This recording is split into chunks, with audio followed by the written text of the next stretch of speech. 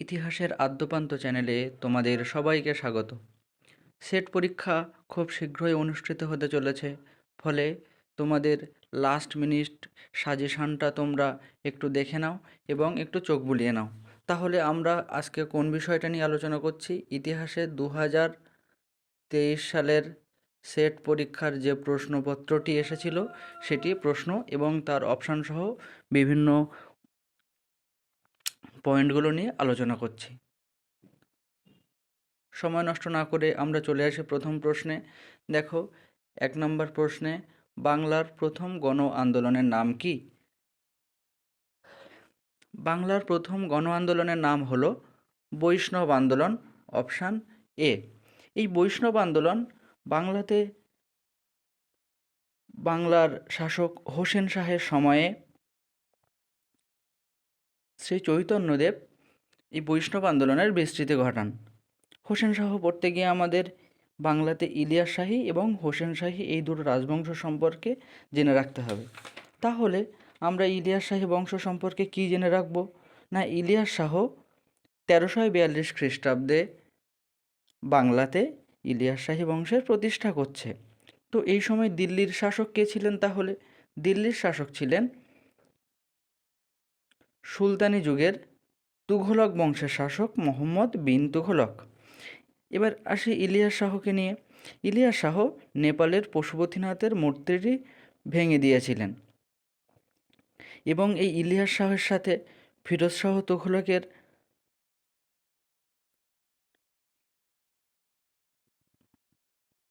একটা যুদ্ধের একটা ঘটনা আমরা দেখেছিলাম 1353 এবং 1359 খ্রিস্টাব্দে। তো ইলিয়াস শাহের পুত্র সিকান্দার শাহের সময়কার গুরুত্বপূর্ণ কিছু নিদর্শনের মধ্যে আমরা দেখব পান্ডুয়াতে আদিনা মসজিদ নির্মিত হচ্ছে দামাস্কাসের মসজিদের অনুকরণে। এরপর সিকান শাহের পরবর্তীকালে গিয়াসউদ্দিন আজম শাহ, এই গিয়াসউদ্দিন আজম শাহের সময়কার গুরুত্বপূর্ণ ঘটনা কি? না, তিনি চীনে দূত পাঠিয়েছিলেন এবং একইভাবে চীনা পণ্ডিত মা হুয়ান এই সময় বাংলায় এসেছিলেন। তাহলে এগুলো আমরা ইলিয়াস শাহী বংশ থেকে পড়ে রাখব। আচ্ছা, হোসেন শাহী বংশে আমরা যদি পড়ি তাহলে হোসেন শাহ বাংলার ইলিয়াস শাহী বংশের পরে এবং সেই হাফসি শাসনের পরে বাংলায় হোসেন শাহ রাজত্ব প্রতিষ্ঠা করছে কবে? 1493 খ্রিস্টাব্দ থেকে 1519 খ্রিস্টাব্দ, অর্থাৎ যে সময় বাবর ভারতবর্ষ আক্রমণ করছে সেই সময়। বাবর হোসেন শাহের পুত্র নসরত শাহের সময়ে ভারতবর্ষ আক্রমণ করে এবং লোদি বংশের শাসক ইব্রাহিম লোদিকে পরাজিত করে 1526 খ্রিস্টাব্দে পানিপথের প্রথম যুদ্ধে, তোমরা সবাই জানো। তো এই হোসেন শাহের রাজত্বকালে শ্রী চৈতন্যদেব জনপ্রিয় হন এবং চৈতন্যের বিভিন্ন বিষয়গুলো, চৈতন্য চরিত সম্পর্কিত বিভিন্ন বিষয়গুলো এই হোসেন শাহের রাজত্বকালেই বিস্তৃতি ঘটে এবং রচিত হয় গ্রন্থগুলি। আচ্ছা, কবীন্দ্র পরমেশ্বর হোসেন শাহকে কৃষ্ণের অবতার বলেছেন এবং হোসেন শাহের উপাধি ছিল বাংলার আকবর। হোসেন শাহের রাজত্বকালে ছোট সোনা মসজিদ গুরুত্বপূর্ণ একটা স্থাপত্য। এরপর হিন্দু ব্রাহ্মণরা এই হোসেন শাহকে নৃপতি তিলক এবং জগৎভূষণ এই দুটি অভিধাতে ভূষিত করেছিলেন এবং তিনি বাংলায় সত্যপীর আন্দোলন শুরু করেছিলেন। এই সত্যপীর কি? সত্য হলো সত্যনারায়ণ এবং পীর হচ্ছে কি? পীর হচ্ছে মুসলিম ধর্মের। তো এই হিন্দু এবং মুসলিম ধর্মের সমন্বয়ের একটা উদ্যোগ এই সময়ই দেখা গেছিল। আচ্ছা, এরপর আমরা পরের প্রশ্নে আসি, পরের অপশান হচ্ছে ওয়াহাবি আন্দোলন। এই ওয়াহাবি আন্দোলন এবং ফরাজি আন্দোলন, দুটোর আন্দোলন সম্পর্কে আমরা জানব। তো প্রথমে আমরা ওয়াহাবি আন্দোলন সম্পর্কে জানি। ওয়াহাবি কথার অর্থ কী? ওয়াহাবি শব্দের অর্থ হলো নবজাগরণ। এই ওয়াহাবি আন্দোলনকে আবার মেসিয়ানিক আন্দোলনও বলা হচ্ছে। ওয়াহাবি আন্দোলনকে অন্য নামে বলা হচ্ছে বা জানা হচ্ছে কি না, মেসিয়ানিক আন্দোলন নামে। ওয়াহাবি কথার অর্থ কি? ওয়াহাবি কথার অর্থ হলো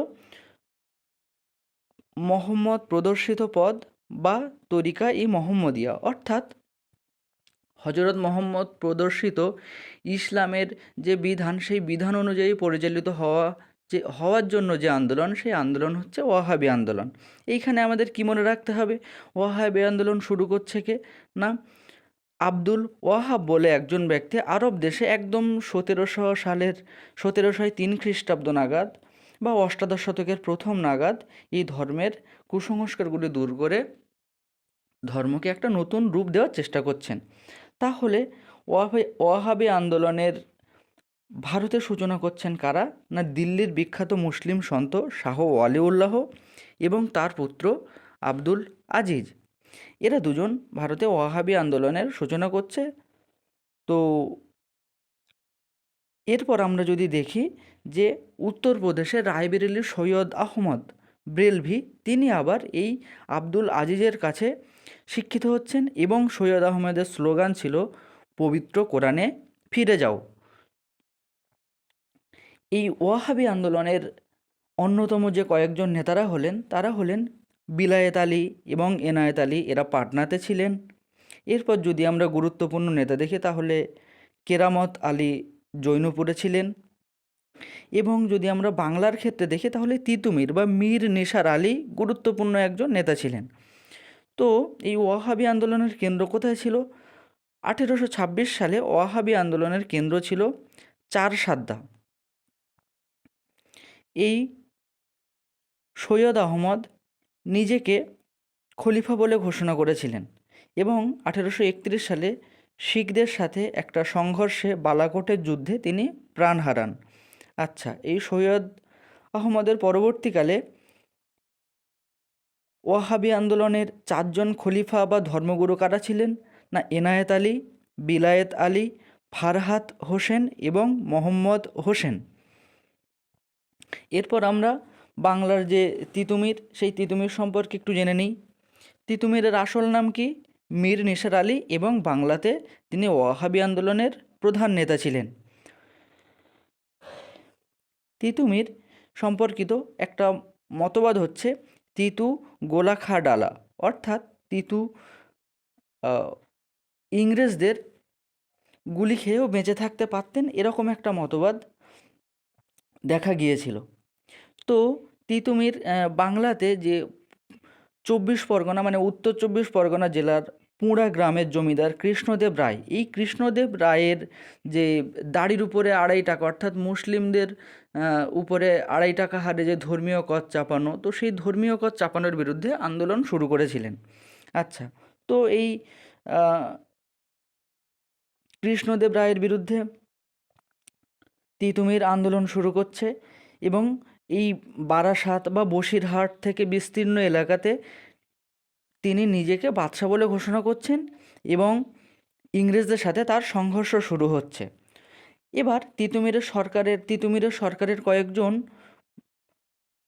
গুরুত্বপূর্ণ ব্যক্তির নাম কি না, তিতুমিরের দেহরক্ষী হচ্ছেন সজ্জন গাজী, প্রধানমন্ত্রী হচ্ছে মঈনুদ্দিন, আর হচ্ছে মিসকিন শাহ গোয়েন্দা বিভাগের প্রধান, আর সেনাপতি গোলাম মাসুম। তাহলে এই নামগুলো আমরা জেনে রাখবো। এরপরে আমরা আরও কি জানব না, উইলিয়াম বেন্টিঙ্ক এই তিতুমিরের আন্দোলনকে দমন করার জন্য কর্নেল স্টুয়ার্টের নেতৃত্বে বাহিনী পাঠাচ্ছে এবং 1831 সালে তিতুমিরের যে বাঁশের কেল্লা, সেই বাঁশের কেল্লা ধ্বংস হয়ে যাচ্ছে। তো এরপরে তিতুমিরের পরিচালিত যে আন্দোলন, সেই আন্দোলনকে হেদায়তি বলা হচ্ছে। হেদায়তি, হয়কার দয়াকার উন্তেস্ত তয় দীর্ঘি, হয়কার দয়াকার উন্তেস্ত তয় দীর্ঘি, হেদায়তি। তো তিতুমিরের আন্দোলনকে কি বলা হচ্ছে? হেদায়তি আন্দোলন বলা হচ্ছে। আচ্ছা, এরপরে তিতুমির সম্পর্কিত একটা গুরুত্বপূর্ণ গ্রন্থ গৌতম ভদ্র লিখেছেন নারকেল বেড়ের জং তিতুমির। তাহলে এই প্রত্যেকটা পয়েন্ট তোমরা খুব ভালো করে মনে রাখবে। এরপরে আমরা 3 নাম্বার বা সি অপশান দেখছি ফরাজি আন্দোলন। এই ফরাজি আন্দোলন শুরু করছেন হাজি শরীয়তুল্লাহ। ফরাজি আন্দোলনের আরও একটা নাম হচ্ছে হানিফা আন্দোলন। ফরাজি আন্দোলন কবে শুরু হচ্ছে? ফরাজি আন্দোলন শুরু হচ্ছে 1818 খ্রিস্টাব্দে থেকে চলছে কবে, কত সাল পর্যন্ত?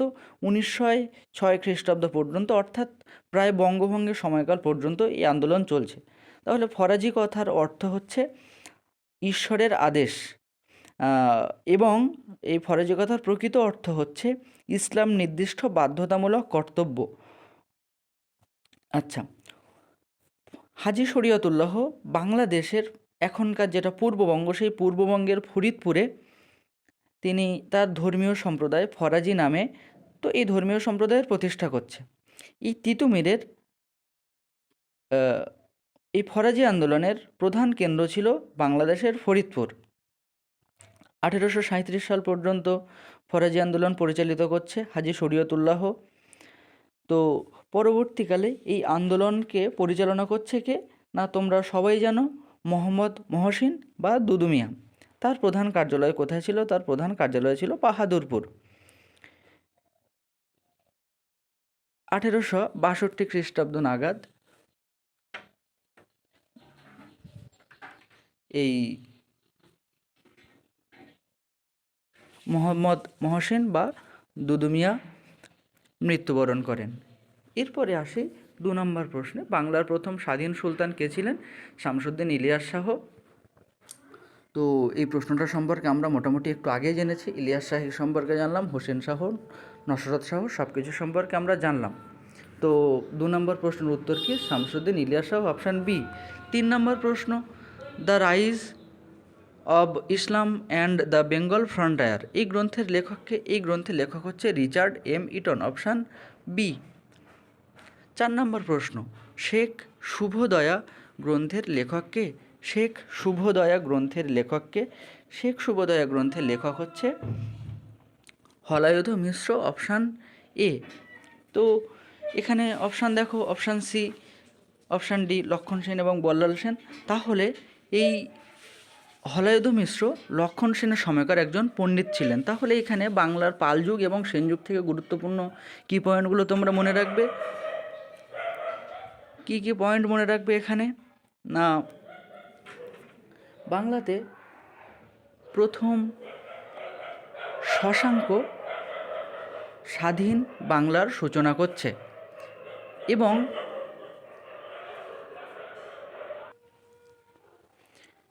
তিনি গৌড়ে একটি স্বাধীন রাজ্য প্রতিষ্ঠা করছে। আচ্ছা, শশাঙ্কের রাজধানী কোথায় ছিল না, মুর্শিদাবাদ জেলার কর্ণসুবর্ণে, এবং শশাঙ্ক শৈব ছিলেন। তোমরা জানো এই শশাঙ্কের সাথে হর্ষবর্ধনের একটা সংঘর্ষের একটা পরিস্থিতি তৈরি হয়েছিল। আচ্ছা, যাই হোক, তো শশাঙ্কের পর গৌড়ের রাজা কে হয়েছিলেন? তার পুত্র ছিলেন মানবদেব। তো গৌড়ের রাজা হন মানবদেব। এরপরে শশাঙ্কের পরবর্তীকালে তোমরা জানো যে বাংলাতে প্রায় মাৎস্যান্যায়ের অবস্থা হয়েছিল, যেখানে মাছের মতো, মাৎস্যান্যায় শব্দের অর্থ হচ্ছে মাছের মতো। মাছের মতো বলতে কি না, মাছেরা যেমন বড় মাছ ছোট মাছকে খেয়ে নেয়, সেরকমই একটা পরিস্থিতি তৈরি হলো শশাঙ্কের মৃত্যু 637 খ্রিস্টাব্দের পরবর্তী প্রায় 100 বছর ধরে। তো তারপর গোপাল পাল বংশের প্রতিষ্ঠাতা 750 খ্রিস্টাব্দে এই পাল বংশের প্রতিষ্ঠা করছেন। গোপাল বৌদ্ধ ধর্মের পৃষ্ঠপোষক ছিলেন এবং আমরা জানি সমস্ত পাল বংশের রাজারা প্রায় গোপাল, ধর্মপাল, দেবপাল এরা সবাই বৌদ্ধ ধর্মের পৃষ্ঠপোষক ছিলেন। আচ্ছা, গোপালের তাহলে বৌদ্ধ দার্শনিক ছিলেন শান্তরক্ষিত, গোপালের সমসাময়িক। গোপালকে বলা হয় পরম সৌগত, এটা খালিমপুর তাম্রশাসন, গোপালের যে তাম্রশাসন সেখানে উল্লেখ আছে। আচ্ছা, তো এরপরে গোপালের পুত্র ধর্মপাল, তিনি আবার নালন্দা বিশ্ববিদ্যালয়ের জন্য 200টি জমিদান করেছিলেন এবং ধর্মপালকে আবার উত্তর পথস্বামীন বলা হচ্ছে। গুজরাটি কবি সোডল বলছেন তার উদয় সুন্দরী কাব্যে। এরপরে গোপালের সময় তার ব্রাহ্মণ মন্ত্রী ছিলেন গর্গ এবং তার শিক্ষক কে ছিলেন? শিক্ষক ছিলেন অনিরুদ্ধ ভট্ট। এরপরে গোপালের সময় বৌদ্ধ লেখক কে ছিলেন? হরিভদ্র। ধর্মপালের সময় লেখক, বিখ্যাত বৌদ্ধ লেখক ছিলেন হরিভদ্র, যিনি ধর্মপালের গুরু ছিলেন। এরপরে গোপাল গোপালের সময় উদন্তপুরী বিহার নির্মাণ হয়েছিল বা নির্মিত হয়েছিল, এবং ধর্মপালের সময় নির্মিত হয়েছিল পাহাড়পুরে সোমপুরী মহাবিহার। এরপরে দেবপাল। দেবপাল তো পাল বংশের একজন গুরুত্বপূর্ণ রাজা। এই গোপালের সময় ত্রিশক্তি সংঘর্ষের সূত্রপাত হয়েছিল এবং দেবপাল কনৌজকে দখল করে নিজের অধিকারে রাখতে সক্ষম হয়েছিলেন। তো দেবপালের ব্রাহ্মণ মন্ত্রী দর্ভবাণী, যিনি গর্গের পুত্র ছিলেন, এবং সেনাপতি কে ছিলেন লবসেন বা লাউসেন। তোমরা এগুলো মনে রাখবে। এরপর দেবপালের রাজধানী কোথায় ছিল? মুঙ্গের। দেবপালের রাজধানী ছিল মুঙ্গের। আচ্ছা, এরপরে দেবপালের সমসাময়িককালে আরব পর্যটক যিনি এসেছিলেন, সুলেমান, তাই না? তো সুলেমান আবার পাল সাম্রাজ্যকে রুমি বলছে, তোমরা এগুলোও খেয়াল রাখবে। প্রথম মহিপালকে দ্বিতীয় পাল সাম্রাজ্যের প্রতিষ্ঠাতা বলা হচ্ছে। আবার প্রথম মহিপালের সমসাময়িককালে সুলতান মাহমুদ বাংলা আক্রমণ করছে। একই রকমভাবে তোমরা মনে রাখবে, প্রথম মহিপালের সমসাময়িককালে আবার প্রথম রাজেন্দ্র চোল সম্রাট তিনি আবার বাংলা আক্রমণ করছে। এরপরে যদি আমরা সেন যুগে আসি, তাহলে সেন যুগের সূচনা করছে, সেন যুগের প্রকৃত সূচনা করছে বা প্রকৃত প্রতিষ্ঠাতা হচ্ছেন বিজয় সেন। এর আগে সামন্ত সেন এবং হেমন্ত সেন বলে দুজন ব্যক্তি, তারা সেন যুগের প্রথম পূর্বপুরুষ ছিলেন বলা যেতে পারে। তো তারা কর্ণাটক থেকে বাংলাতে আসছেন। আচ্ছা, বিজয় সেনের প্রধানমন্ত্রীর নাম কে ছিলেন? প্রধানমন্ত্রী ছিলেন শ্রীকর। এরপরে বিজয় সেনের দেওপাড়া প্রশস্তি আমরা জানি, তাই না? আচ্ছা, শ্রীহর্ষ বিজয় প্রশস্তি রচনা করেছিলেন। আবার শ্রীহর্ষ কে ছিলেন? না, কনৌজ রাজ জয়চন্দ্রের সভাকবি ছিলেন। এগুলো তোমরা মনে রাখবে। আবার এই বিজয় সেন ছিলেন চোরগঙ্গের সখা। চোরগঙ্গের সখা বলা হচ্ছে বিজয় সেনকে। আচ্ছা, বল্লাল সেন। এরপরে বল্লাল সেনের হচ্ছে নৈহাটি তাম্রপট্ট। তিনি আবার বাংলার যে পাল রাজা গোবিন্দপালকে পরাজিত করেছিলেন। এইগুলো তোমরা মনে রাখবে। বল্লাল সেনের দানসাগর আর অদ্ভুত সাগর দুটো গুরুত্বপূর্ণ গ্রন্থ। আবার এই অদ্ভুত সাগর গ্রন্থটি তিনি শুরু করলেও শেষ করতে পারেননি। তো এই গ্রন্থটা আবার শেষ করছেন কে? লক্ষণ সেন। তো এইগুলো তোমরা মনে রাখবে। লক্ষণ সেন, আবার এই সেন রাজারা আবার সবাই ব্রাহ্মণ ছিলেন, তাই না? তাহলে লক্ষণ সেন আবার ওই পূর্ববঙ্গের যে সুন্দরবনের রাজা ডোমনপালের বিদ্রোহ দমন করেছিলেন। লক্ষণ সেনের সবাই আবার ওই পঞ্চকবি ছিলেন, যাদের মধ্যে জয়দেব ছিলেন, উমাপতি ধর ছিলেন, পবনদূতের রচয়িতা ছিলেন ধৈ, হলায়ুধ, ঠিক আছে, গোবর্ধন, শরণ, এই সবগুলো নামগুলো তোমরা খেয়াল রাখবে। এই লক্ষণ সেনের সময়েই আবার আমাদের বাংলাতে ইখতিয়ার উদ্দিন মোহাম্মদ বিন বখতিয়ার খলজি, তিনি আবার বাংলা আক্রমণ করছে। তো এই হচ্ছে এই 4 নম্বর প্রশ্নের বিভিন্ন বিবরণ। এরপরে যদি আমরা দেখি, বাংলার কোন নবাবের আমলে মারাঠা হানা সংগঠিত হয়েছে? বাংলার কোন নবাবের আমলে? না, এটা হচ্ছে অপশান বি, আলীবর্দী খানের সময়। আলীবর্দী খানের সময় 1742 থেকে 1751 খ্রিস্টাব্দ নাগাদ বাংলাতে মারাঠা বর্গী, অর্থাৎ মারাঠা যে অশ্বারোহী সেনা, সেই অশ্বারোহী সেনা ভাস্কর পণ্ডিত, তিনি বাংলা আক্রমণ করছে। সেনাপতি ছিলেন ভাস্কর পণ্ডিত, এই মারাঠা আক্রমণের সেনাপতি ছিলেন। তো বাংলাতে ওই ঔরঙ্গজেবের পরবর্তীকালে 1707 খ্রিস্টাব্দের পরবর্তীকালে 1717 খ্রিস্টাব্দে মুর্শিদ কুলি খান স্বাধীন বাংলার প্রতিষ্ঠাতা ছিলেন এবং নবাব ছিলেন মুর্শিদ কুলি খান। মুর্শিদ কুলি খানের মালজামিনী ব্যবস্থা একটা গুরুত্বপূর্ণ ব্যবস্থা, তোমরা মনে রাখবে এটাও। আচ্ছা, তো মুর্শিদ কুলির প্রকৃত নাম কী ছিল? মুর্শিদ কুলির প্রকৃত নাম ছিল মোহাম্মদ হাদি। ঔরঙ্গজেব আবার মুর্শিদ কুলিকে হায়দ্রাবাদের দেওয়ান নিযুক্ত করেছিলেন। তো এগুলো মনে রাখবে। এরপরে 1717 খ্রিস্টাব্দে মুর্শিদ কুলি খান ওই ফারুক শিয়ারের রাজত্বকালে বাংলাতে দেওয়ানি এবং সুবেদারি এই দুটো পদকে একত্রিত করছে, এবং তিনি আবার ঢাকা থেকে মাকসুদাবাদ তার রাজধানী স্থানান্তরিত করছেন, এবং এই মাকসুদাবাদের নামকরণ করছেন কি? মুর্শিদাবাদ, তার নিজের নাম অনুসারে। এই সমস্ত পয়েন্টগুলো তোমরা খেয়াল রাখবে। তিনি নানকর চালু করেছিলেন, যাতে প্রাচীন যে উচ্ছেদহ জমিদার তাদেরকে রক্ষা করা যায়, এবং তারা তাদের জীবিকাটা যাতে নির্বাহ করতে পারে, এবং তাকাবি ঋণ কৃষকদের জন্য এই ঋণটা চালু করেছিলেন। আবার হালকাথা অনুষ্ঠানও তিনি চালু করেছিলেন, ফলে তোমরা এগুলো খেয়াল রাখবে। তো এরপরে সরফরাজ খান তিনি আবার গিরিয়ার যুদ্ধে আলীবর্দীর কাছে নিহত হয়েছিলেন 1740 খ্রিস্টাব্দে। সিরাজউদ্দৌলার সময়কালের গুরুত্বপূর্ণ বিভিন্ন ঘটনাবলী তোমরা মনে রাখবে। 1756 খ্রিস্টাব্দের এপ্রিল মাসে সিরাজউদ্দৌলা সিংহাসনে বসছে, এবং আলীনগরের সন্ধি হচ্ছে 1757 খ্রিস্টাব্দের 9 ফেব্রুয়ারি।